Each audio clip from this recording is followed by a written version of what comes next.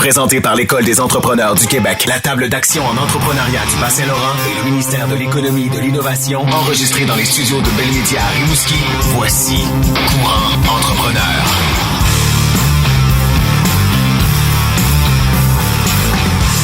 Aujourd'hui, on parle d'innovation en entreprise.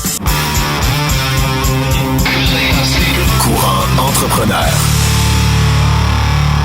Bon, il vient de s'asseoir dans le studio de Courant Entrepreneur. On est heureux de l'avoir parmi nous parce qu'on va parler d'innovation d'une autre façon. Il s'agit de Stéphane Giasson de Puribec. Allô, Stéphane? Bonjour. Bienvenue. Puribec, ça fait longtemps que ça existe. C'est un nom qu'on connaît dans la région, mais pour le besoin de la cause, pour ceux qui nous écoutent d'ailleurs de la région, j'aimerais que tu nous présentes un peu l'entreprise. Oui, Puribec est une entreprise fondée en 1976. On est le siège social, évidemment, à Rimouski, le volet manufacture. Mm-hmm. On est dans la Rive-Sud de Québec, le centre de distribution, succursale à Sherbrooke et un autre succursale à Montréal. Le produit, au fait, c'est? Puribec est spécialisé dans la purification d'eau, autant au niveau des besoins résidentiels, institutionnels, les hôpitaux, les centres de recherche, qu'industriels. Ah, c'est le fun, on est dans les besoins essentiels aujourd'hui. Tout le monde va mourir, tout le monde a besoin de boire de l'eau. C'est assez de base, je trouve ça le fun.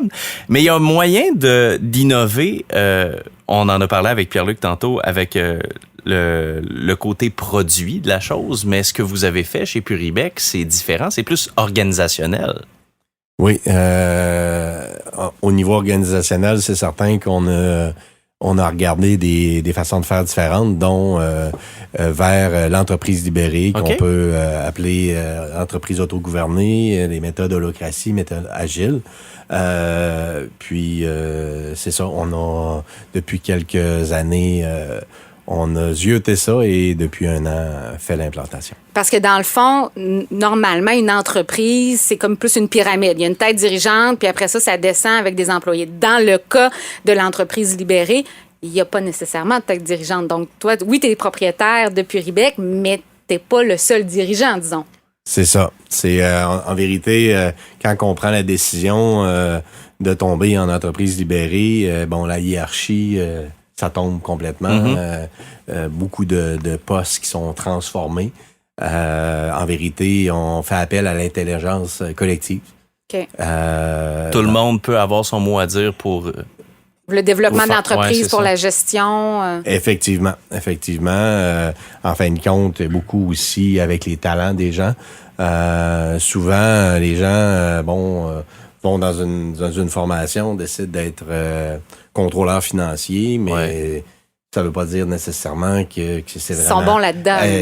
C'est ça. En fin de compte, l'entreprise libérée, c'est que ça fonctionne en des cercles de travail et tous les gens de l'entreprise peuvent participer. C'est exemple, on prend encore le contrôleur financier, il est super hot en TI et technologie. Ouais. Okay? Tout le monde vient le voir au bureau pour réparer leur courriel. Mais il pourrait consacrer du temps au son partage dans des groupes de travail. C'est-à-dire qu'on, comme nous, dans l'entreprise, actuellement, on est rendu au-dessus de 350 rôles et plusieurs de ces rôles sont vacants, par exemple.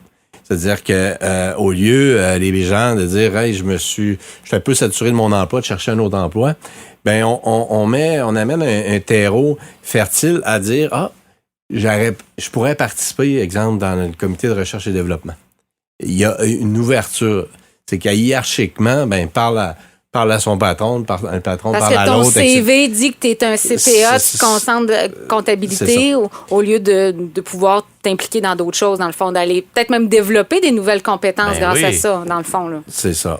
Stéphane, est-ce que ça permet à des employés de rester à l'emploi de Puribec plus longtemps? Toi, est-ce que tu le sens, ça? Oui, honnêtement, je vais aller avec mon expérience qui est quand même courte.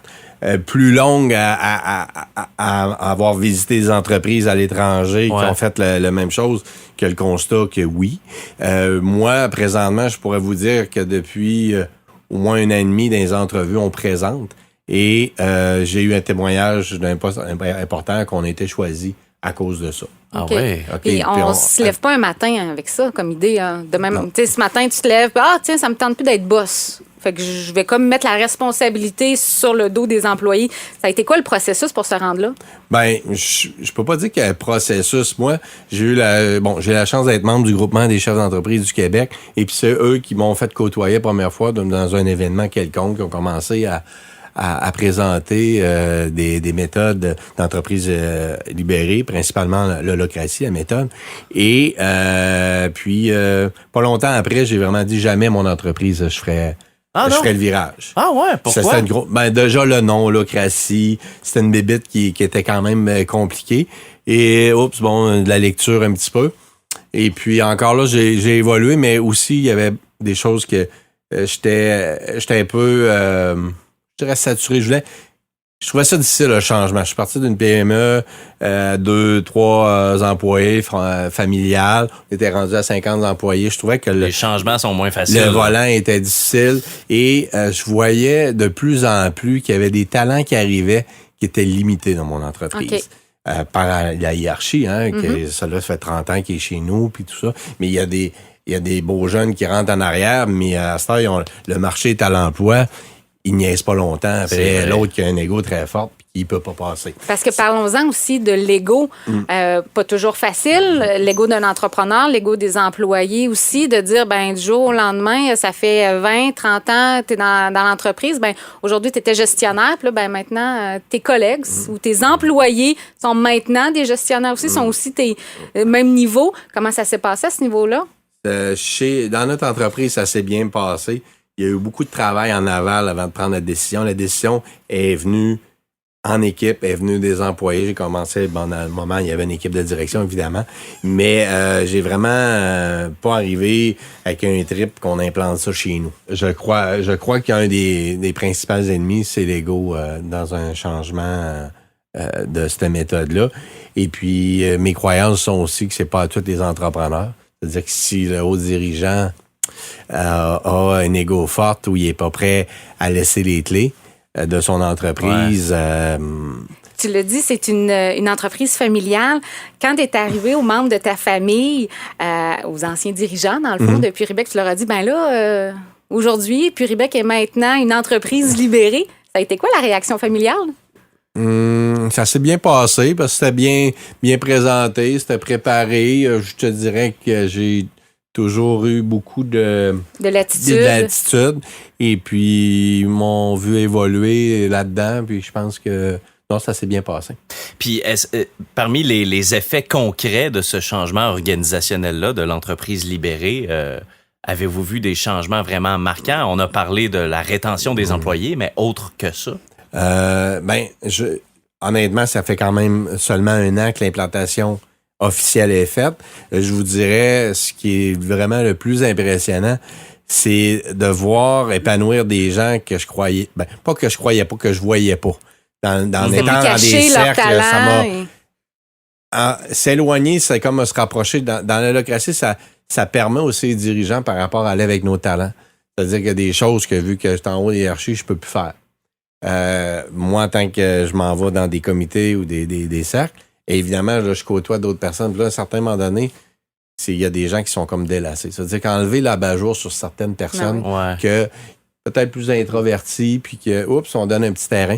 C'est vraiment, j'ai 2 cas vraiment extraordinaires. Puis l'entreprise, tu l'as dit, siège social à Rimouski, dans la région de Québec, Montréal, Sherbrooke. Probablement que cette façon de gérer là vous a énormément aidé à gérer aussi les autres succursales de Puribec, dans le fond, là. Oui, ça, j'ai pas palpé encore parce qu'on est encore en implantation. Mais évidemment que ça fait partie d'un défi aussi. Okay. Dans la méthode holacratie, des fois, c'est bien structuré, et règles du jeu, tout ça, mais en même temps, elle prend pas toujours compte de la réalité des entreprises. Multisites, puis là, maintenant, il faut comme inventer notre entreprise libérée. OK. Stéphane Giasson de Puribec, merci de nous avoir partagé ce changement important au sein d'une entreprise qu'on connaît très bien et pourtant, monsieur, madame, tout le monde de la région ne sait peut-être pas que ça, c'est en train de se faire. Puis peut-être que ça va donner des idées aussi à des entreprises qui des moyennes entreprises peuvent faire ce changement-là. Des petites entreprises, c'est beaucoup plus facile aussi, puis sont probablement déjà aussi investis. Des grandes entreprises aussi, ça peut leur donner l'idée d'aller chercher le maximum des talents de chacun des employés ou des collègues de travail, je devrais dire. Merci d'avoir été avec nous et d'avoir partagé ça. Messieurs, avant de vous quitter, on va vous poser une question. Oui. Si vous aviez, là je vois Pierre-Luc qui roule des yeux, il a peur. Un conseil à donner à un entrepreneur ou à un jeune entrepreneur qui hésite à se lancer, soit un nouveau produit innovant ou un entrepreneur établi qui voudrait peut-être penser à des nouvelles méthodes de gestion, quel est le conseil que vous donneriez? Ben, ça va sonner quote sur un feed d'Instagram, là, mais J'adore ça. Avoir de l'audace, puis avoir confiance en ses capacités, puis de ne pas avoir peur d'échouer. C'est 99 échecs pour un win, mais c'est le win qui continue à nous faire avancer, puis qui nous... c'est ça qui nous motive pour les 99 autres échecs qui s'en viennent. Mais c'est ça, d'avoir de l'audace puis de ne pas hésiter à y aller, qu'on croit en soi. Stéphane? Je peux-tu en avoir deux? Ben oui, écoute! Première des choses, si on parle de démarrage d'entreprise, vraiment, je recommande de regarder la méthode parce que ce serait un rêve de dire si j'aurais su au début de le faire. Et l'autre conseil pour les entreprises qui sont déjà là, ça part du chef. Okay. Pensons pas dire, bon, je vais engager un consultant, je vais faire le travail, oui, pour nous aider, oui, tout ça, mais il faut que ça vienne du chef et il faut que l'implication, puis d'être prêt à avoir des départs. Ben merci les gars, c'était super intéressant. Courant entrepreneur.